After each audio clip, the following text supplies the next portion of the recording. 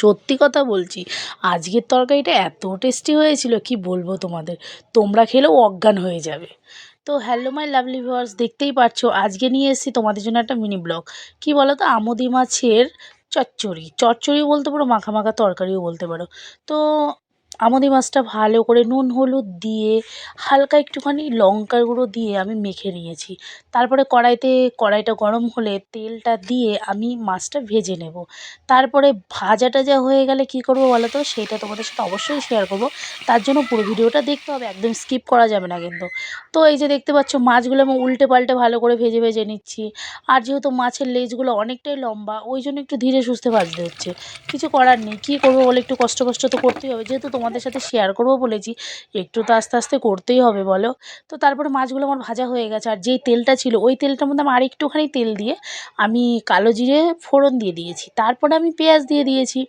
তারপরে পেঁয়াজটা যে হালকা হালকা ভাজা হয়েছে, তার মধ্যে দিয়ে দেবো আমার সবজিগুলো। ও হ্যাঁ, পেঁয়াজটার মধ্যে একটু নুন দিয়ে দিয়েছি যাতে পেঁয়াজটা তাড়াতাড়ি ভাজা ভাজা হয়ে যায়। জলটা শুকিয়ে তাড়াতাড়ি ভাজা হয়ে গেছে, তো দেখো ভাজা হয়ে গেলে এর মধ্যে আমি দিয়ে দেবো সবজিগুলো। কী কী সবজি কেটেছি বলো তো, কাঁচা লঙ্কা, বেগুন আর লঙ্কা। কাঁচা লঙ্কা, বেগুন আর আলু, ঠিক আছে, মানে ভুলভাল বলে ফেলছি, কি বলবো বলো, ফার্স্ট টাইম ভিডিও করছি তো ওই জন্য একটু ভুল হয়ে গেছে, তোমরা একটু ম্যানেজ করে নেবে প্লিজ। তারপরে তো দেখতেই পাচ্ছ এর মধ্যে হলুদ গুঁড়ো, লঙ্কার গুঁড়ো, জিরের গুঁড়ো, ধনের গুঁড়ো, তোমরা যে যা গুঁড়ো পছন্দ করো সবগুলো দিয়ে দেবে। হ্যাঁ, জিরের গুঁড়োটা তোমরা অ্যাভয়েড করতেও পারো, আর লঙ্কার গুঁড়োটা জাস্ট কালার আনার জন্য দিয়েছি। কিন্তু যে যেরকম ঝাল খাও সেরকম অনুযায়ী লঙ্কার গুঁড়ো সব দিয়ে দেবে। তো তারপরে এটা আমি ভাজা ভাজা হয়ে গেলে, ও হ্যাঁ, তার আগে আরেকটা কথা বলতে ভুলে গেছি, আমি কিন্তু সবজিতে নুন হলুদটা পরেই দিয়েছি, কারণ আগে একটু ভাজা ভাজা করে নিয়েছি।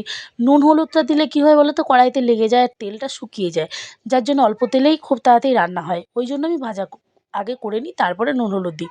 তারপরে জল টল দিয়ে ফুটে গেছে, তারপরে আমি দিয়ে দিয়েছি মাছটা দেওয়ার পরে ধনেপাতা কুচি দিয়ে আমি নামিয়ে নিলাম, কোনো গরম মশলা ইউজ করিনি। সিরিয়াসলি বলছি, মোরলা বলছি, আবার ভুলভাল বলছি, আমুদি মাছের তরকারিটা যা টেস্টি হয়েছিল না, মানে কি বলবো তোমাদের, সত্যি জিভে লেগে থাকার মতো টেস্ট। তোমরাও কিন্তু এরকম মেনু বাড়িতে করে খেতে পারো, দারুণ হয়েছে।